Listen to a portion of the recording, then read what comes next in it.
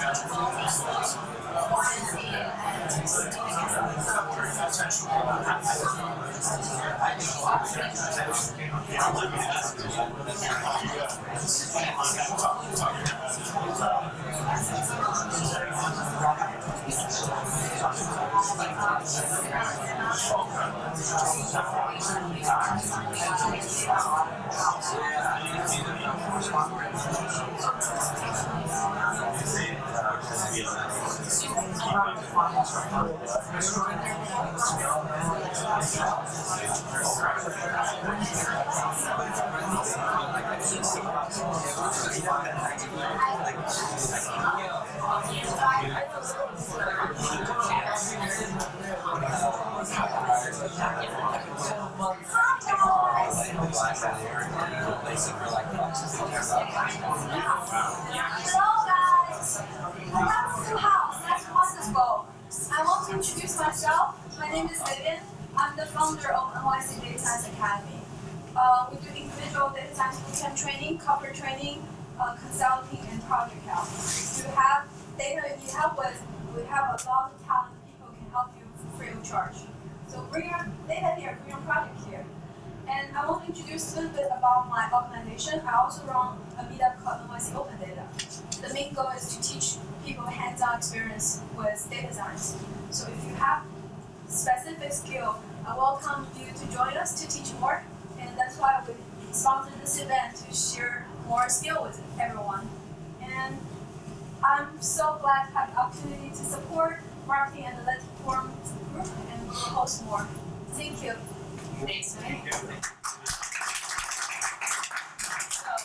Hello, I am Judith and Rasul. We are the co-organizers of the NYC Marketing Analytics Forum. Before we kind of get into the beginning, and then Rasul's going to do an intro and the panel conversation, I just wanted to take a step back since this is our first one, and thank you for coming. A lot of the impetus for this group was because, as a marketer, we're all kind of judged by KPIs and ROI and all kinds of things in our careers. And as the whole big data and analytics has been a lot more in the mainstream, we're all trying to figure out how to pivot and acclimate and evolve. So I went to one of the smartest people I know around big data, Rasul, and who runs 3 meetup groups on the technical side. And he sat with me and very generously educated me and kind of brought me along. And as we were going through this process, I said, I would really like to create a forum for people to be educated and for us to share best practices as practitioners. So that's a lot of the impetus for this. When we finish the next one, which we'll start marketing probably shortly after this, we're going to do a panel of data scientists, the next meetup, talking about how marketing people can best leverage data scientists. We're all kind of, I think, on this journey together. So what we decided to do is have Rasul kind of go over some kind of do an introduction. And so, yeah. I can start. Yeah. Let's make sure that the clicker is on. Hello, everybody. My name is Rasul Fazalat. I'm a co-organizer of the NYC Marketing Analytics Forum. Thank you guys for joining us. I wanted to go over a few items. I'm going to make sure that the clicker is working first and foremost, but I'll give you a little bit of background on myself. I've actually been working specifically in the analytics and big data sector now for about 4 years solid. I've been working both in the capacity of talent acquisition and helping even executive search for the big data and analytics talent, but also working with enterprises on enterprise deals to actually plan out the projects and look at some of the business objectives that they're trying to accomplish. So I've got really a 360 view on it, and I've been focusing in primarily on much of the developer concepts and some of the data streaming technologies and a lot of that type of stuff. But honestly, what I'm seeing in the marketplace, which is pretty much real time because I do these meetups and the blog posts that I write and everything else, is that what's happening is there's a disconnect between the business and the developer side of the analytics piece. So we really need to have solid business cases behind a lot of this stuff so that when you're reporting KPIs and looking at ROI and things like that, you need to be able to relate the two. And that's not, quite honestly, happening right now, readily. And I'm telling you that from what I see. So basically, let me just kind of go into the actual presentation. Oh, actually, before I get into the presentation, I wanted to thank our panelists for joining us tonight. We have a very impressive panel. Thank you guys for coming out. And what I wanted to do first is have them all introduce themselves. Let me just do this with each other. But let me just do this so that I actually have everybody's name. So if you guys would like to, Richard, if you'd like to start off, introduce yourself, and then I'll kind of get into my 5 slides that I have that I want to cover. Sure, thanks, Rasul. So, Richard Wendell, currently I'm doing 2 things. One I can tell you about, one I cannot. The thing I can tell you about is I'm with MIT, I'm the board of directors of the Chief Data Officer Society. So it's a nonprofit. We launched in January. We have 150 C-level heads of data science and advanced analytics as members. And it's going well. iscdo.org is my little plug. I promised them I would say. Prior to the 2 things I'm doing, I was the chief analytics officer for Tyco Electronics, the $14 billion global electronics manufacturer. Prior to that, I headed up data science and analytics at American Express. Before that, I had about 2 decades of experience in various flavors in data science analytics. I have a grad degree in computational marketing. I started out doing computers in the mid-early 80s, trying to program video games. I was very fortunate to grow up before there were video games, so we got to code up our own. Hi guys, my name is Jasmeet Sani. I currently run a company called YimLab. My experience is a mix of product, marketing, analytics, and a lot of business development. I started out as a product guy working for a marketing analytics startup, and very soon, since my passion was in marketing, I tried to transition into marketing, but there was no marketing team. Startups typically, especially B2B startups, and it's everything about sales. Marketing is always an afterthought. So I got into business development. That's the best I could do. So I got into a client-facing role very quickly in marketing analytics. Then as I moved companies, I got more flexibility, got into, pure play marketing, and I've been doing that for a long time. And most of my experience has been startups, growth stage companies, but I've worked a lot with enterprise. All of the clients have been enterprise, so a lot of understanding of the enterprise marketing and analytics ecosystem. That's it. Good evening, everyone. My name is Taz Vindries. First of all, thank you for having me here. A little bit of background about myself. I was born in Lithuania and came here with my parents when I was in the early teens. So, I grew up on Long Island, went to St. Joseph's College, got my undergrad there as well as my MBA, and sort of started my career in finance and accounting. But that got a little boring for me, so I needed to be more challenged and out of the accounting field. So I ended up going into the sales operations, where I really learned a lot of the nitty-gritty things of what it has with marketing and sales. So it took me into the product, what you mentioned here earlier, and now I'm in marketing. Because between product and sales and marketing, a lot of things were overlapping, so I saw an interesting part of marketing, and that kind of took me to the next level. Here today. Thank you, Rasul. Thank you for having me. I'm Catherine Calvert, and I, for the last 7 years, led the marketing team at a public company called Advent Software, based in San Francisco. Global company, about $400 million in revenue last year. We were acquired recently, but I came up through the marketing world on the storytelling side with a deep-seated and irrational fear of even like Excel. So, which I've overcome. I'm proud to say, but I feel I'm honored to be here, and I am a late adopter, but a deep convert to the power of analytics and data as your sort of most powerful weapon in modern marketing. So I'm also on the board of a small, but soon to be not so small, but small startup here in New York, and privileged to be here. Thank you so much, guys.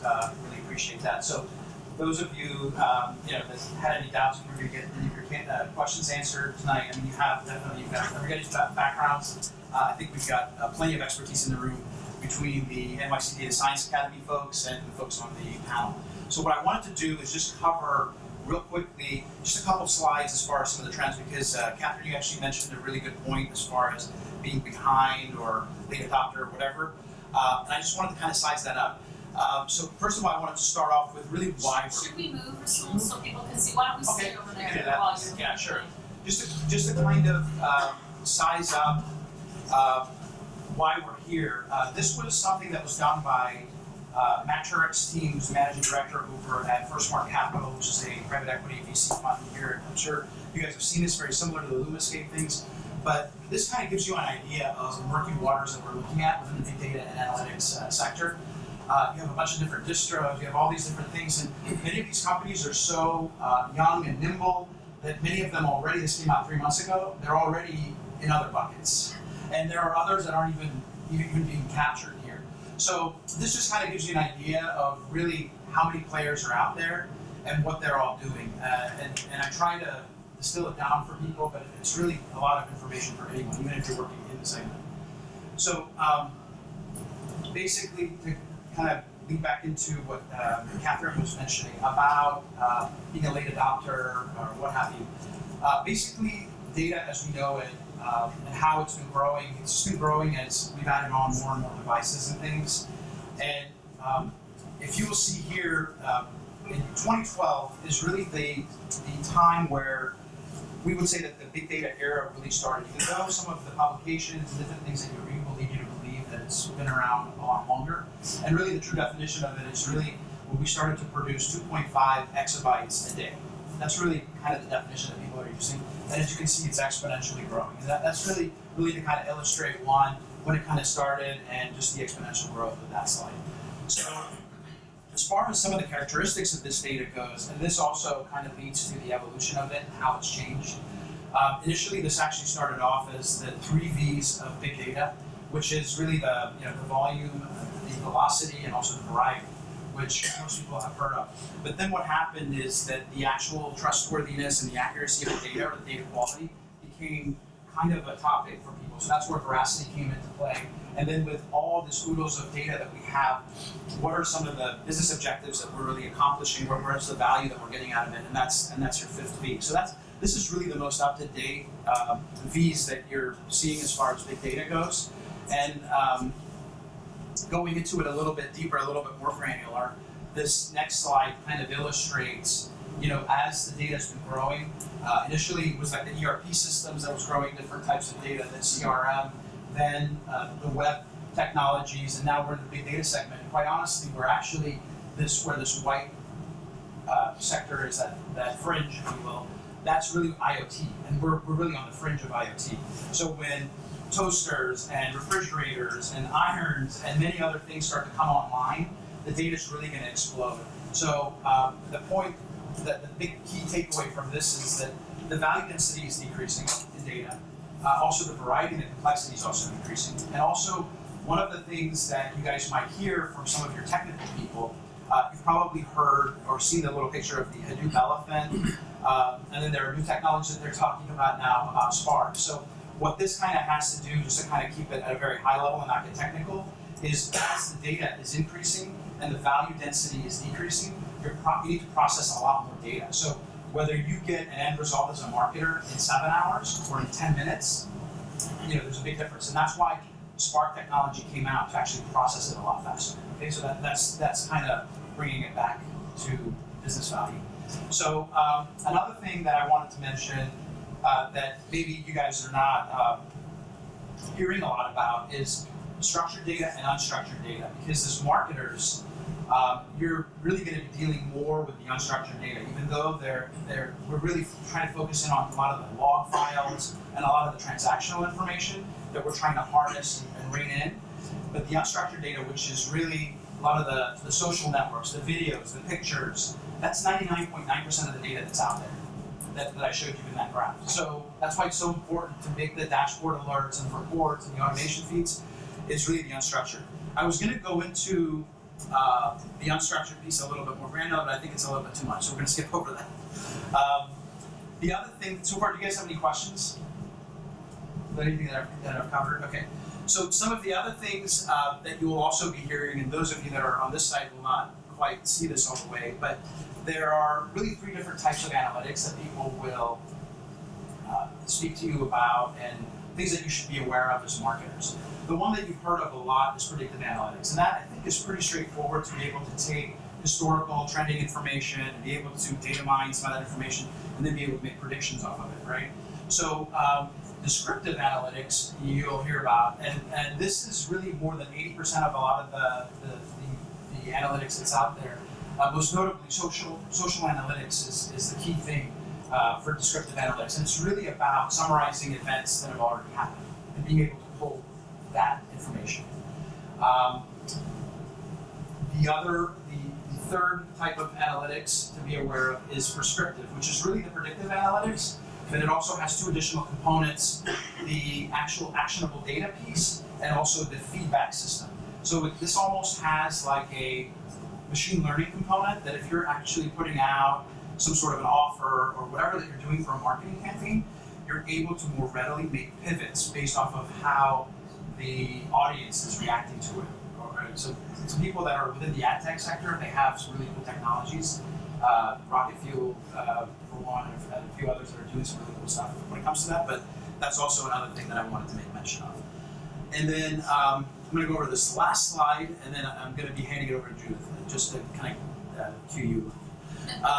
So as far as big data in marketing, we've seen it in a lot of different use cases, and I'm sure these will increase over time, especially with IoT and many other things that become more and more sophisticated.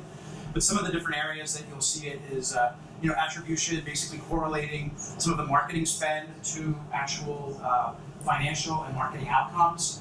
Also being able to look at retention, knowing when your customers are going to cancel and all this. The offer optimization, being able to make it timely and relevant to your customers. And this is probably the leading marketing project that's going on within the enterprise is the Customer 360. Customer journey is one that's talked about a lot, and it quite honestly could actually encompass all of these. So that's probably the hottest one. And then the last one is really segmentation and micro-segmentation, which ultimately leads to micro-targeting or personalization that you may have heard of. So those are really some of the big use cases, and that's about all I got for you as far as this stuff goes. Okay? And we'll have the slide deck out to you. And I'm going to have Judith cover a slide that's a little bit more marketing. Well, so I guess to kind of take it a step further, which is what we started talking about in the beginning, all of us are depending on, I'm going to presume that most of us are marketers, because that was really kind of for marketers, but I know that there are people in other perhaps disciplines, but all of us have KPIs and things that we are judged by or assessed by. So what I thought was interesting, and I know I'm standing right in my hands right in the shoulder part, so sorry to people who get my backside. What I think is interesting about this is that they kind of divided up into 2 kind of key areas where you can kind of improve your KPIs. I'm not going to go into this a ton. We can certainly go into this more, and hopefully at our next meetup, we're also going to kind of talk to the data scientists and talk about, how to structure projects and what kind of results you can get. So this was more kind of a reference, again, as Rasul said, we'll be sending you the slide deck. So I think at this point, I'm going to have the panel come in. I had a few questions. Hey.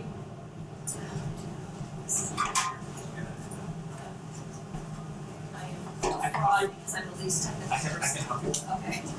Yeah, You want to just shut it off so that it's not in their faces? Or do you want to? It's up to you. Yeah. No, all of the Pretty sure. Can everybody see, or do you want us to position ourselves a bigger circle? Is that okay? I can always kind of stand too. So everyone went through their background, but I think the first question that I had was, it's a 2-part question. Kind of, what are some of the ways that you started out using analytics? Because when I think about the slot that Rasul put up, I almost see it as like beginning intermediate, and advanced was the types of analytics. So I'm presuming that everyone kind of had a journey. Some are more sophisticated than others. And so I guess if each of you want to kind of talk about how you were leveraging analytics in your roles and how that kind of developed and progressed. So I will start with you, Catherine, because you were kind to be honest and transparent about it. Yeah, so if I go back to the team that I inherited at Advent, it was a team that was very focused on demand gen, right? So finding leads, getting them in the queue, what's our hit rate, turning the crank. And I have to say the team was very data oriented. And in fact, we had at least one or two headcounts nominally called marketing operations. But I'll never forget that it was all spreadsheets. We've already talked about that. So I was presented with these printouts, 11 by 17, that traced every single opportunity that had come into the queue for pages and pages and pages. And I was really impressed with all of this information, and it had come from some source. But what I uncovered as I got to know the team and know their our relationship and perception across the business is that we were known for having all this data but not really understanding the business. So we had to actually take a step back and say, yeah, data in and of itself becomes not very relevant, right? So let's start with so what. Let's build up, and I love the new V's on the 3 V's of big data that Rasul added, because for us, that veracity one sounds a little harsh, but we had all this data that nobody else could exactly replicate those spreadsheets, and so if your head of sales is like, I've never seen these numbers before, where are you getting them? Well, I know that happened, and then I talked to someone, so you gotta be able to push a button, right? Truth matters, and there's gotta be one version of it, right? So that was our reset moment. That data in of itself is valuable, but only in that it matters to the business. And so from there, and at the same time, the company was moving on to Salesforce. So we had this huge opportunity to clean up our data, clean up our systems, and get better visibility across the whole pipeline. So once we had Salesforce, we started looking at our email and operations there, and we had great success. We're B2B marketers, so we knew our universe, but we were starting to see open rates decline and actions decline. And so that led us down the path of marketing automation and the importance of digital body language, how to say that. And so we became adopters of a marketing automation platform, and we can get into the pitfalls there and lessons learned, but it helped us to understand that data in and of itself is worthless. It matters only in that it's furthering the business need, especially if you're going to pay for it. Okay? Yeah, so for me, when I came out of college, I went into finance. So I started using this program that probably nobody had ever heard in this room called Excel. Finance live by Excel even today. I don't care what systems and platforms you have. It seems like the Excel is one thing that they can't get out of. So those were my roots, kind of starting doing financial planning, building some of the analysis, forecasting, bringing in some of the other data. But again, it was all based mainly on Excel.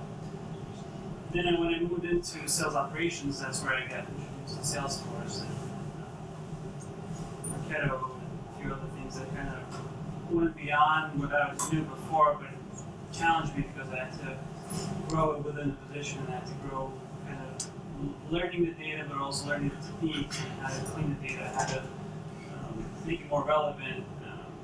As you probably know, cleaning the data and getting it nice and packaged is probably the most of your time. I'd say probably 80% of my time, even today, is kind of cleaning it up, making it, connecting with other data points. So introduced me to business objects, SAP as a system where we're using to turn a lot of the reporting analytics. And today I'm happy to know Tableau and Verse, which I think are good visualization tools. I dabbled with some R programming just because it caught my interest, but between sales operations and product, I think that's what really got my career going as far as loving the data, loving the statistics, loving the pattern recognition. And today with marketing, it's even more interesting because, as Catherine mentioned, the whole attribution model and how do you waterfall the demand generation, how the buyer's journey goes through, and you have to capture different data points at any given point. So it's fascinating, it's interesting, it's evolving, I'm learning every day. Great. So one of the first things I started out was looking at pharmaceutical marketing spend and trying to figure out what is working and what is not. And pretty much marketing analytics in 4 days. So we looked at products and markets and programs that are working, not working, campaigns that should get more spend, and those kind of things. And I got the flavor of the digital side of the marketing actually later on, after the hardcore part of it. So, which I really enjoyed. Digital marketing is something that I really love. We've been doing a lot of digital marketing for both our companies and then working for brands and B2C companies. So it's mostly optimizing the campaigns, whether it's print or TV ads or emails, or how to get to your target most often. Because that's sort of my motivation more than the last 10 or so years. Great. So obviously your story's going to be a little different because you've been knee deep in, as kind of the head of analytics. So I don't know how you want to tell your story so you don't lose us. I'll try not to. Did I lose you on the first one? The intro, I followed that. I did follow that. So I grew up, as I'll say, in the middle, right? So the middle being, if over here you have raw data, and over here you have your company's making more money, or your nonprofit's extending your mission, you're making an impact. How do you get from A to B? 3 steps, right? You take your raw data sources, your silos, you join them together, you prep it, you clean it, you get it ready, and you end up with analytically ready data. That's step 1, call it aggregate. And step 2 is the analytics piece. So you take in the prep data, you apply algorithms, machine learning, all the cool stuff, you end up with insight. And then step 3 is you take that insight and you go and you work with the lines of business and you get people to do something different and use the insight and make a better decision, or you automate something and then you get impact, right? So I grew up in the middle. I grew up in analytics. I came up through the algorithms piece. And I was always attracted, background in math and computer science. I was always just kind of in a geeky way attracted to that middle piece. And what I learned really quickly when I got out into the real world was, the data is a mess, right? And so the path I started taking, is locked up in different places, and it's hard to join, and lots of it. And so then I spent some time on the first piece, and I got good at that, and then I thought I was ready to go, and I got the right data and the right analysis, and I built new tools that showed different things, and nobody wanted to use them because they were used to making gut feel-based decisions. And so then my last sort of 3 or 4 years, I've been focusing really a lot on that last mile, which is really around change management, how do you drive adoption, and helping 20th century companies become 21st century companies. So that you without knowing it, you dovetail nicely into my next question, which we'll start this way and go back this way. What did you learn the hard way? Which I think that you kind of went into that a bit. Again, a two-parter. And then what suggestions can you give to make someone who's starting out kind of see?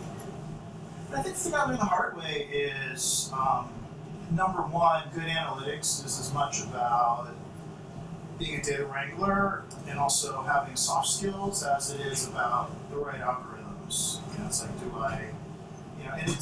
algorithms are really important. It's like, do I train my deep learning network forward backwards or backward forwards, and how many middle layers? I'm thinking, that stuff's really important. You need to get that right. Models need to be good. But that alone doesn't do anything, actually, right? So what I learned that the hard way, right? Because I went out and I tried to build these models, and it's like, getting the data together, we start talking about petabyte scales of data, and it's like if you're marketing, right, it's like your site catalyst data is right there, great, go get it, it's in your silo. But you want to close the loop on your ROI, well, how much are people buying? That's transaction data, that sits over your finance or operations. How are you going to bring those together? That's totally different than building algorithms, right? So I'd say that one, data wrangling, I learned that the hard way. And then the second piece is the soft skills, really around adoption and knowing how to make things palatable so people, I think the storytelling, I'd love to hear more of the storytelling piece. I'm a huge fan of data storytelling. I think it's incredibly important. And I think that being able to craft the right stories as data scientists and have the right soft skills so we can, tell something that's technical to a non-technical audience and translate. I learned that the hard way too. Okay. So I think it's somewhat related because when we work with a lot of enterprise customers, right? So there's a lot of excitement, so different data and all that. Data can get messy really fast. I think you hear that over and over again. So as you start integrating, as you mentioned, different data sources, right? It really gets to a point where if you're not ready with the resources and the infrastructure, you're not going to get much of insights from it. So I think it's very similar to what he was saying, but what we experience is start out with specific sets of data and add on to it as you mature. So we did that with enterprise. We did, but that's a lesson learned. Okay, great. I would add to what you already have said. For me personally, it was a lot of the geeky that I was in the beginning and kind of worked in the silos, even within product and sales operations. So I learned the hard way that you can have the greatest idea and you can have some really genius project going on, but if you're not really communicating with it, it's not being sponsored by whether it's executive team or a line of business. Your great project working in the dungeon with no light, doesn't really see the light. So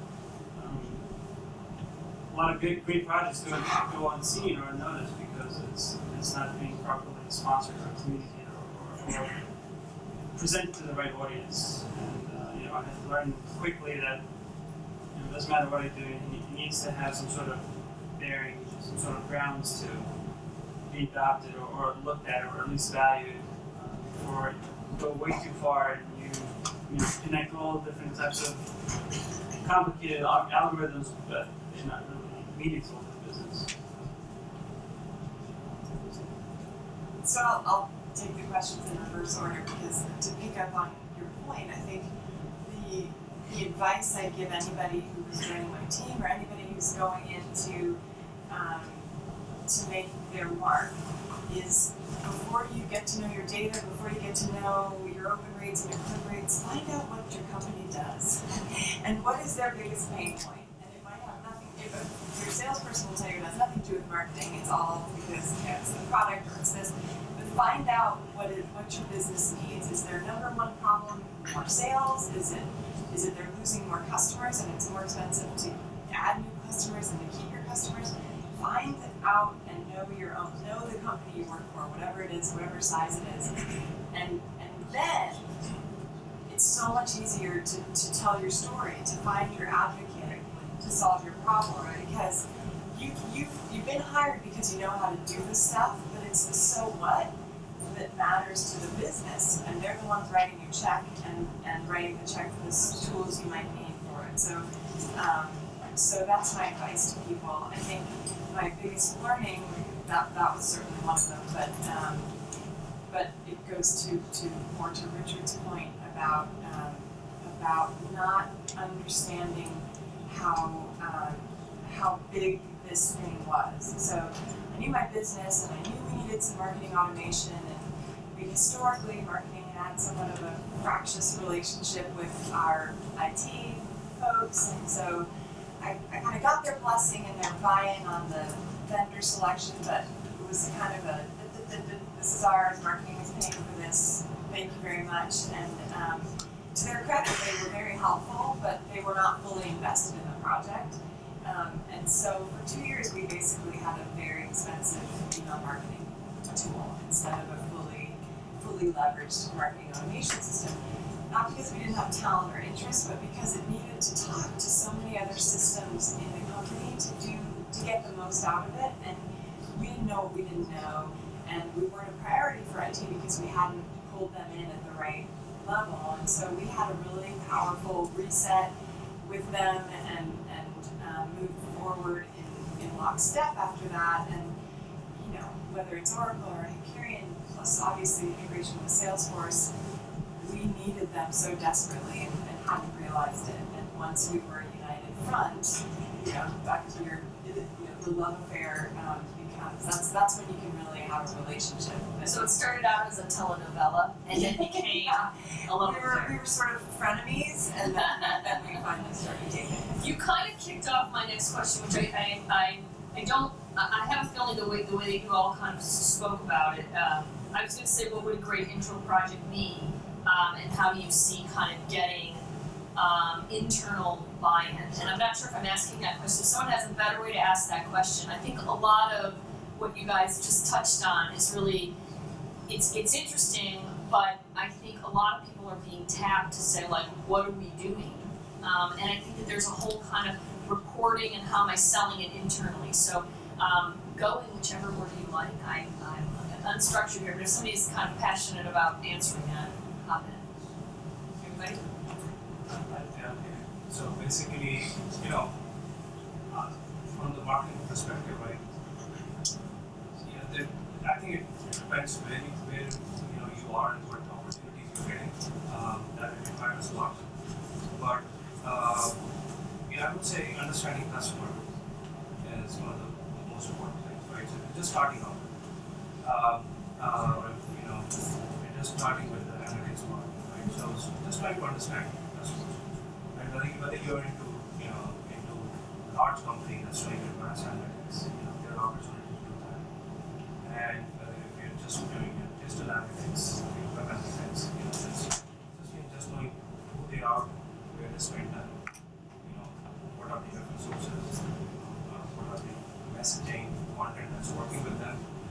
And that, you know, very simple, basic stuff for web analytics, you know, just tracking daily visits and looking at things and, you know, how much time they're spending on the website. You know, a lot of people get into complex stuff, like, you know, life cycle, customer lifetime values, and, you know, conversion rates and those kind of things.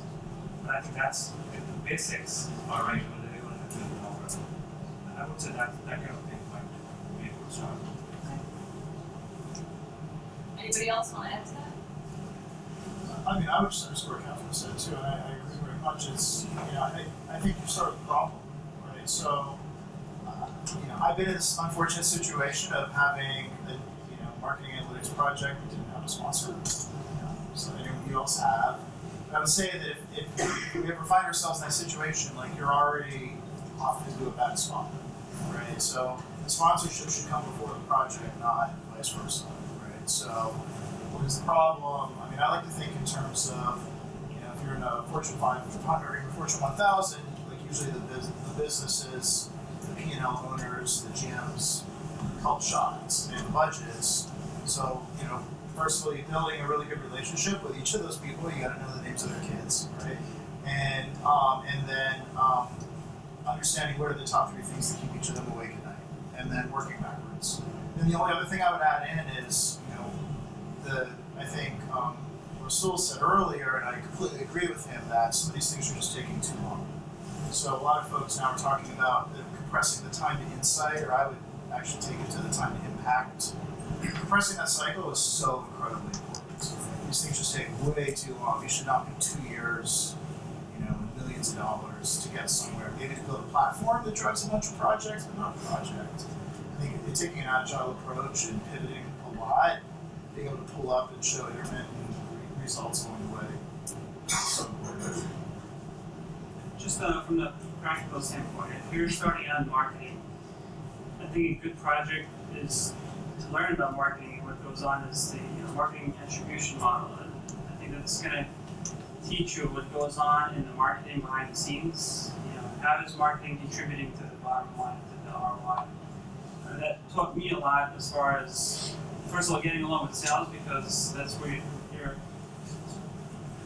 lot of times that's where your enemy is, even though you want to be getting along with sales because that's sales can't live without marketing and marketing can't live without sales. But learning how marketing is attributing or what different things that marketing does affects sales and finance and bottom line of the company, I think that's really gets you going and teaches you a lot about that you would normally wouldn't know that marketing actually does in day-to-day operations.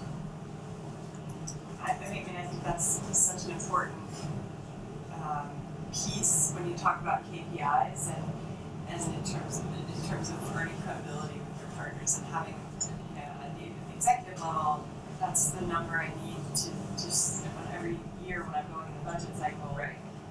Okay, I can show you my leads, but here are the opportunities that this team uncovered that led to close revenue. I didn't close them, but we found them. But my first thought was something really tactical, which is, but just as a place to start, I think many teams, if you're in the demand gen business, one of your greatest assets is this giant pool of dead leads, right? Zombies are cool now, but there's not much you can screw up there because they're already marked dead. So fights, but there's always, every time we've sent people to the dead lead pool, we found some opportunities. And so that's a perfect place to muck around and look at some of the trends and figure out what they responded to, what was the last thing. There's, to me, that's a nice sandbox for folks trying to understand all the places that we're touching clients and prospects. Great answers. I'm going to go with one more, and then I'm going to kind of go to the audience because I think that you all probably have some interesting questions and points of view. So, for each of you, where do you go to find kind of support and education? We didn't exist before tonight, but where did you go prior to tonight? Where do you get good sources of information? And for people that are starting or kind of just in general, where do you gravitate towards?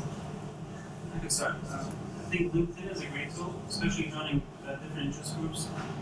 You can learn so much. People share all kinds of great links in different areas where you can join groups and join meetups. And again, that sounds maybe very basic, but believe it or not, I picked up a lot of great information and learning experience. YouTube is great too. Yeah. You can find almost any YouTube there is about anything. Online courses, I've taken a few, not here, but I'm sure there's great courses here, and a lot of interesting things that I've learned that I probably don't find. I think it's more practical is from my colleagues actually. Some of the seasoned colleagues that have been in the industry for a long time really taught me some amazing, cool things that otherwise, you learn as you go, and sometimes it's better to take advice and make your own mistakes. And it's been still a learning process, but it's been my journey so far. Great. I think obvious stuff, reading on the web. I guess you learn a lot. It's tons of free information. So I read a lot. But I think most of the two spectrums of information, one on the innovation side and one on the deep analytics and what's happening in the enterprise, is you talk to a lot of new vendors that are coming into the market, right? With new solutions. So you're just trying to understand what their point of view is and what new things they're bringing. A lot of new big data products out there and phenomenal innovation that's happening. So you learn a lot. You talk to a lot of these vendors and product companies. So I try to catch up with a lot of people, and then working with clients. I think everyone has their own different sets of problems and needs. So I think you learn the most when you're working with them to actually understand what the clients really need. Yeah. I think that is probably the biggest source of learning. I would echo those. I think there's a few the tried and true. I think Marketing Sherpa puts out good content. I've subscribed over time to different consulting groups. CEB Tower has a really nice marketing group, but it's a point in time. Now they have some councils, but anyway, if your company's willing to pay for it, it's not crazy expensive. I found to your point that some of the big trade shows have been the most eye-opening. Everybody's in sales mode, but walking the floor of Dreamforce is It's the most experience. it is an incredible experience. LinkedIn does great events, but just to see what other people are doing and their pitch and how they're trying to make the most out of these platforms that your company's already invested in. 9/10 of it, you'll think, well, that's insane. We'd never do that. But sometimes it'll trigger something, or you see passion, or you see something through a different lens, and it's a way to have those conversations in kind of a very loud but neutral environment. So I like live events. It's hard to make time, but this is a great event. It's hard to come out from 7 to 9. During the day, it's hard to get away from your desk, but webinars are kind of nice. I'm not always 100% paying attention, but at least 50% of you heard it.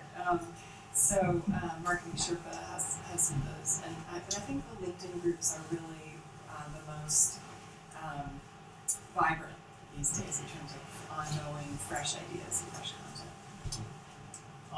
So how I get my technical information training has changed over time quite a bit.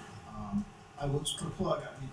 Grad school changed everything for me. Going through that, having a couple of years to level up my technical skills, was life-changing, career-changing. Whether it's in your City Data Science Academy or something else, I really recommend that investment. Number one. Number two, I learned the most by doing it.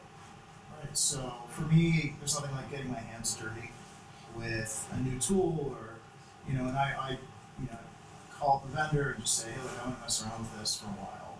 Give me a license, please. And when we try it out, I like to try to break things and see what the limits are.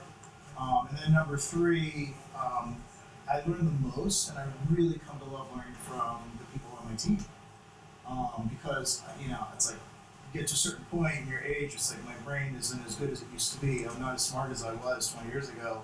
So, but now, like all this, the younger energy and the amazing things that folks are doing that they bring to the table, and they show me like the coolest stuff that I never would have thought of in a million years. And it's just like, being able to go and say, hey, can we take some time and take me into this a little deeper, show me how you did this tool, or what was this technique. I mean, for me, I love that. It's one because I love what I'm doing. Great. I am going to open the floor up to questions. Anybody? Somebody be the first. Please.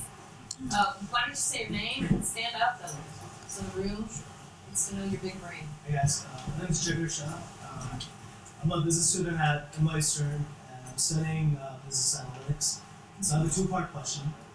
So for any marketing analytics project, what are the top 3 metrics or KPIs would you say are sort of common across all types of projects? So would it be I've heard about click-through rates and all that, but is it really just about the conversion or the lift, or sort of understanding the customer journey, when they're sort of switching from a competitive brand to your brand?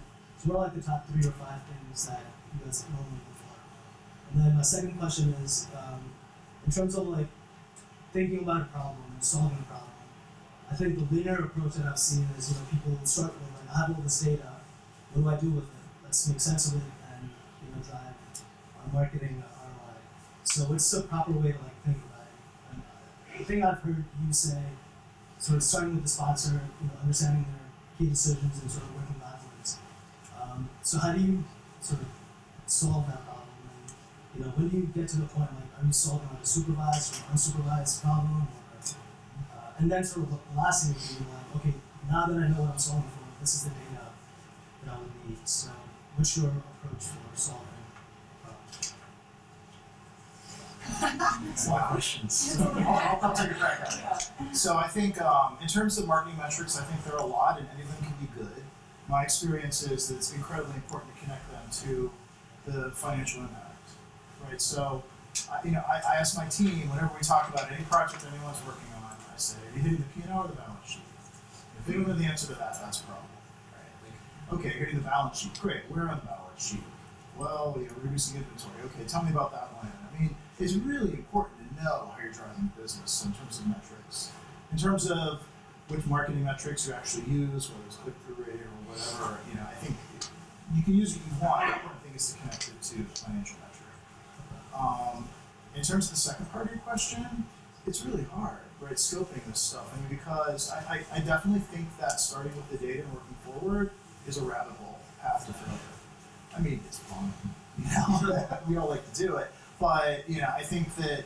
But I also think that if you only start with the business problems and work backwards, you may end up landing on something you don't have data to solve, right? So I see it like threading the needle in my mind, right? So it's like, what are the possible business problems? How do I prioritize those? And then what data do I have? And then in the middle, what computational analytics techniques can I use to connect the dots on those? Right? And then once I think about drawing those threads across those three areas, then coming up with some kind of prioritization criteria. And you don't always get it right the first time. You learn along the way. So I guess the part of it is, it's not. So do you ask the question that if you're given like a blank slate and what to do with data? Right. Is it like some we get into a access to, like, situation? your unique customer database, Right. and then Because most of the times you do have certain types of data and certain types of business problems, right? And a lot of times you have more data than you need, right? So it's a lot about figuring out what to do with the data and the business problems that are already there. Like if we just take an example, let's take email campaigns, right? If you're looking at email campaigns, you might be optimizing on a couple of metrics. There might be a dozen more that need optimization and may work better, right? So it's just about finding those issues. As they say, it's about asking the right questions, before figuring out the answer. So I think that really depends on as Richard also pointed out, looking at data and looking at business problems. What can you find? The first thing that came to mind was a big project we did. And part we led out of sales operations, in fact, but with marketing help and finance help. But in that sort of blue sky, what could you do if you did it? And we did it was a propensity to buy exercise, which was massive. We had to buy it on the server to manage this massive spreadsheet. But and here's what I would say we learned about that. Tons of opportunity on the table within existing accounts. So redirect, but the follow-on execution didn't live up to the hype, and that's where the breakdown happened between who was the right ambassador, and we had management change, and it didn't get operationalized in a way, and so now if you bring that project up, you go, oh, such a hassle, and where did that go? Who's got that football now? So huge opportunity and massive juicy data project, and fell down on the last mile in the soft skills piece. It's a big red Yeah, it is. Did you? The only thing I can add, what we've been struggling as of lately in my company is the event ROI. So we do a lot of different events, sponsored events, we do our own events, we go to different trade shows and so on. So we spend a lot of money. Now, how do we know what happens at the end? And then we have a long sales cycle, so it could be 12 months to 18 months. So what we're trying to capture is what happens from the first time whether you go to the show or you host one, how many leads and how many actual dollars you get at the end of all that investment that you've done. So it takes maybe 12 to 18 months, but 12 months later you go to the same show and you still don't have the results. So they're looking at, well, we're spending all this money, and how much revenue do we really generate from these types of events that we participate or we host. So that's been a challenge for us to really come up with, and there's a lot of variables. Salespeople don't enter the right information, or there's dirty data, what we call it, in the system. So there's a lot of struggles that go in between those things. But at the end of the day, we spend so much money on the events, and how much money do we really generate as a result of those trade shows? the sales never gives it to you. No. You We already have an opportunity in the system. Somehow they create a new one, and Yes. that just gets lost. And they already So have we don't some have to relationship link with it that client through someone else. Exactly. So- There's no It was never your lead to Yeah. begin with, Right. because they know everyone in the universe that they sell to, so, go ahead, sorry. Introduce yourself, please. Yes, I'm Zhang, and I'm working in at a media agency in analytics. And my question is about a career in marketing analytics, and how do you go from kind of that first step of being a data wrangler to and data kind of cleaning, data cleaning, to more the insights oriented roles? How do you get there? I went the opposite way. I mean, I started out trying to do the insights without an appreciation for data wrangling and ran into trouble really fast. And then I had to become good at data wrangling. So I'm probably a horrible person to answer your question. I mean, I probably come at it from that same backwards path as well, so I'll just say what I've said again, which is make it easy for the person you're selling this to. Why does it matter, right? I mean, because as I learned quickly trying to sell whatever it was I was trying to get the company to buy for marketing, I'm one of 12 different requests for other expensive projects, right? So, and I've got all this data and I can show you every single response and I can show you, right? My CEO's he's got back-to-back meetings and 10 out of 11 of them are showing their own data of something else, right? So why does it matter? What's the hook? So knowing your data cold is the piece that's the hardest piece. Finding the link and making it digestible just takes knowing what your business cares about or what your business owner cares about and making it as impactful and connected to their care abouts. It's just like basic marketing, right? Just market your data internally instead of your product to your clients. I would actually add to that what I think is interesting as you start to see the insights is to even look at the product roadmap and see if any of those insights align to some of the initiatives in the product roadmap. Because then you're kind of co-conspiring with another department and it's a lot more compelling. Or when you talked about the customer journey, I think when you can take and kind of see a heat map of what's going on, I believe on the customer journey, you can kind of establish a bit of an editorial calendar to say, I'm seeing that people are seeking this out. Do we have a content storytelling program that supports that? That to me is a nice way to those two, Yeah, I think I totally agree. I think building on that, I mean, even though we're all in marketing, we're also all in sales, right? So, we're to some extent it's internal sales. We're not on a sales team necessarily selling things to our customers, but you're selling things. You're selling your insights. Like, why do they matter? What's the aha? What's the hook? And I think in my experience, the secret to that is before you start driving the insights, sort of think about what is the business problem that you're trying to solve that keeps up someone important weight. It could be the CEO, it could be GM, it could be your CMO, whoever it is.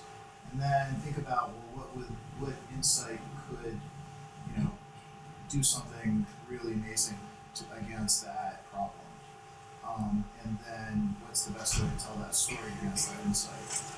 And so I think that, if you're data wrangling, you're kind of on the back end, to some extent you're in the back of the house, and it's a really, really important place, and the house is almost the most important spot in some ways, it's the hardest spot.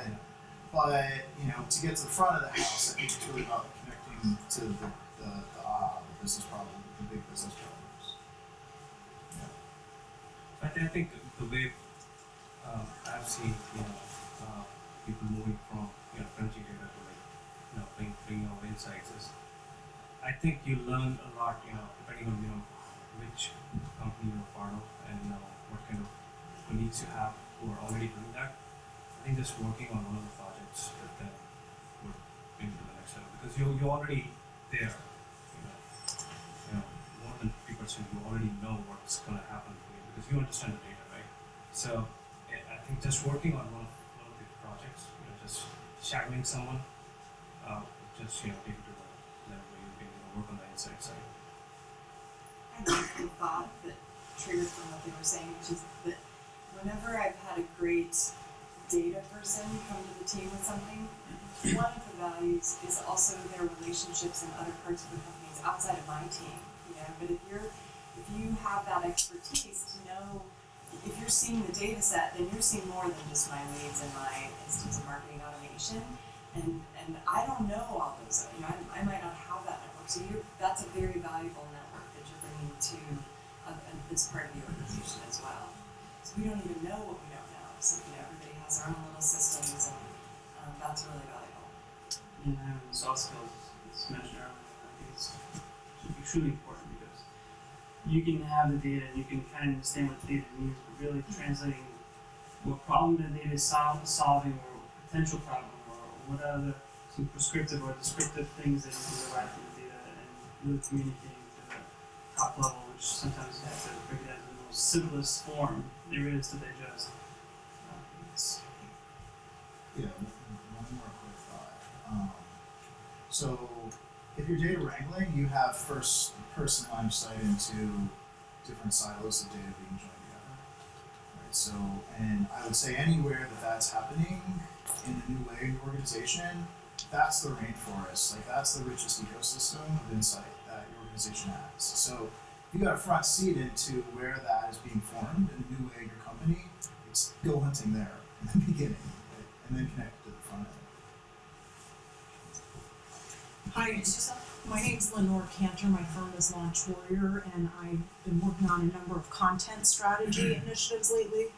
Previously, I worked with one of the leading business analytics providers, and what I'm seeing is really large organizations have like all of these systems that they've put in place, legacy stuff, and it's old. And one company I'm working with, it's like incredible how different silos, they have multiple acquisitions, so they're having a lot of different systems. So my question is actually a really practical one. Would you recommend starting from scratch, putting in place, you know, new tools, because I have to imagine the technology now is better and more powerful, or, you know, adapting what may exist? So that's one part. And then the second part is, you know, it's one thing if you're a large company and you've got hundreds of thousands of dollars to spend on this. What if you're a smaller enterprise and you still want to understand your processes? You know, how can you get away with spending a little bit and getting a lot of value? Like, how long does it take before you're going to see results from some of this stuff? Like, we can't wait 2 years anymore, right? Like that's like old time, right? So I don't I feel know like if if anybody, Rasul, I think you can even kind of hop in on this question. And please. Yeah, I guess I could, and even Richard could as well. But yeah, I mean, that's kind of like with the landscape picture that we were looking at with all those different providers. There are a variety of folks that I've gotten to know here locally, whether it's been within the enterprise search on steroids, if you will, like a Cinequa, or a variety of other companies that are still able to give you enterprise data unification is what I like to call it. So you can call it big data or whatever, but at the end of the day, all you're really trying to do is get everything to talk to itself. So it just depends on what you're trying to do. They had this particular company, they had actually worked with a major pharmaceutical company that had not even fired up a single Hadoop cluster, which is like a little more technical, but they were fine. And I was like, wow, you guys are like top 5 pharmaceutical companies in the world, and you don't have a single big data cluster up. How are you doing that? And they were using this particular company. So, and I kind of investigated a little bit further to see what they were doing, and it kind of made sense for them. Okay, so it just really depends, and that's why it's overwhelming. And what I tell people, because I lived through the .com era and I've watched the internet grow up, you can have the smartest tool in the world. It's so important that you have the proper salespeople that are doing the go-to-market. Because, I mean, you get lucky every once in a while by having a great tool and catching things at the right place, kind of like the way Google did versus Alta Vista or Lycos or Yahoo or some of the others, right? I mean, they do have a great product. I'm not saying that they're lucky, but it didn't require a sales force to do that. But the thing is, there are a number of products that I've actually witnessed fail because, really the proper go-to-market wasn't there, and people just don't have the time to look at every single one of these companies. So I think talking to a good consultant can help you navigate those. But that's to not, make it. but that's not cheap. She went cheap. Yeah. So I don't know if you want to add to that. Yeah, I mean, I think, so as chief data officer, I mean, this is one of my favorite topics, so I'll try to keep it short and pithy, but we are absolutely at an amazing point in history right now that the paradigm is about to shift in terms of automation tools that enable massive data integration. So, one example of a next generation tool, Tamer, TAMR, came out of MIT, Michael Stonebreaker. We've talked about that a lot. I mean, you use it to integrate 200,000 sources of data into one data source in 2 weeks in one top 5 pharmaceutical company. It uses machine learning, just as an example, to look out and suggest different ways of putting the data together, and it crowdsources the data governance committees on the back end. And anyway. Domo was another one like that. Yeah, Domo there's- just came out. Yeah, so and I wouldn't DOMO. necessarily say like go get a tool, right? Yeah. The answer is to your Yeah, point. yeah. It's not That's about a just tool. a tool, yeah. But I would say that we're going from, if you think about like the search engine technology from Yahoo to Google, right? Like when Yahoo started out, because we remember they used to categorize all the information manually, and then they hired all these librarians, and they quickly learned that didn't scale because the internet was growing so fast. And Google came along and they automated it with search technology. So that's actually what we're going through now with data integration. Like the old school data integration ETL tools are very manual. You've got these very manual data governance committees, and we're on the brink of being able to automate a lot of that. So it's a really cool area. It's incredibly exciting, and it's going to turbocharge everything that we're talking about. And just ETL, just those of you that I don't think you probably used that before. Extract, transfer, and load. Yeah. Just if anybody There's doesn't data know that. warehouse. It's really taking it from the reservoirs and getting into wherever you want to get it to. Most of the time it's into HDFS, which is the Hadoop distributed file system, but On a good that's a day. whole on a good day if you don't miss, kind of like basketball. So I think we'll take one more, and then I think I hope that we'll fatigued. Anybody? I'm Divya. I'm in the management consulting space, and I focus on marketing. But kind of following up your slide with the intimidating number of vendors and tools. What is your typical marketing stack? And this could be any of you. And the second part of the question is, how do you decide when it's time to upgrade and adapt one of these new vendors? Well, so as the person who had to go fight for those dollars, when it was time to upgrade meant when results were suffering. Like if everything was working fine, and so back to Lenore's question, I'm a little more pessimistic. Like sometimes the best you're gonna get is the devil you know, because I can't sell. If I go to somebody, it's got to be really broken for me to get my slice of the pie a little bit bigger.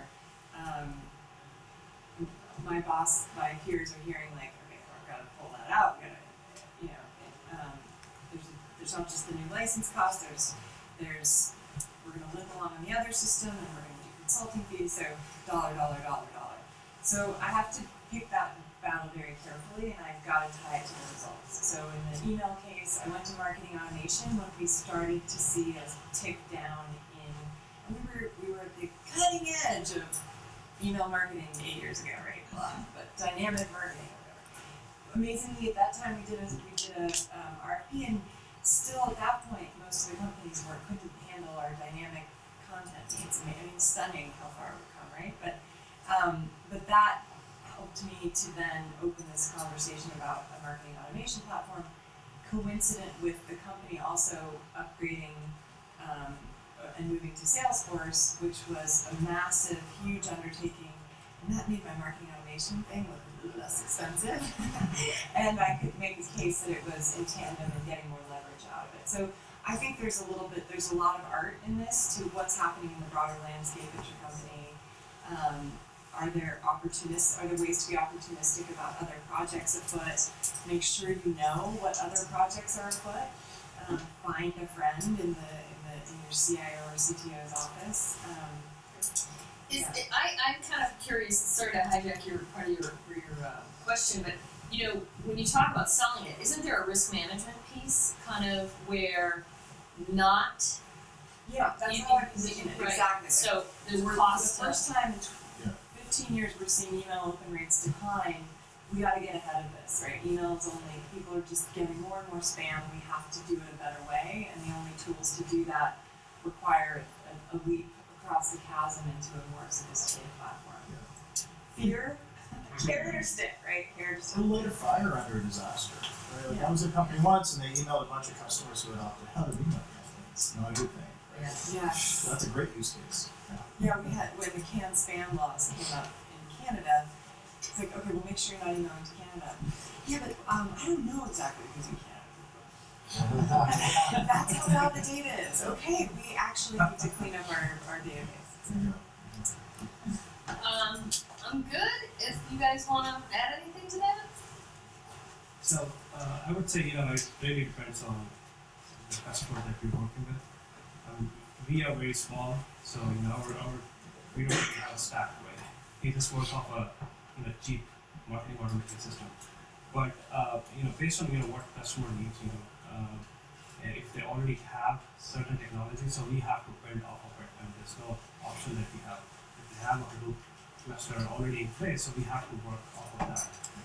And if they have Salesforce.com, we have to work on Post.com technology.